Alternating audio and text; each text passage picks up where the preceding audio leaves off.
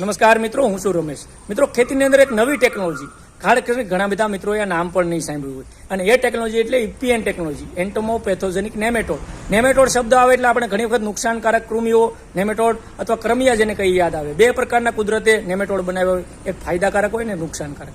નુકસાનકારક તો તમને ખ્યાલ છે, માણસના શરીરમાં પણ ક્રમિયા પડે, પશુની અંદર પણ હોય, અને પાકની અંદર નેમેટોડ સ્વરૂપેની ગાંઠ સ્વરૂપે ક્રમિયા અથવા નેમેટોડ પડતા હોય. હવે એના નિયંત્રણ માટે જે આ EPN ટેકનોલોજી સંપૂર્ણ જૈવિક છે, જેને કહેવાય જૈવિક જંતુનાશક તરીકે કામ કરતી અને જૈવિક નેમેટિસાઇડ તરીકે કામ કરતી. એટલે મૂંડા, ખાસ કરીને જે જીવાતો છે, મગફળીની અંદર મૂંડા હોય, વાયરવર્મ હોય, અથવા કપાસની ગુલાબી ઈયળ હોય, રીંગણીની ડોકામેડી હોય, આવા પ્રકારની લગભગ 200 જેટલી અંદાજિત જીવાતોને કંટ્રોલ કરતી આ ટેકનોલોજી છે.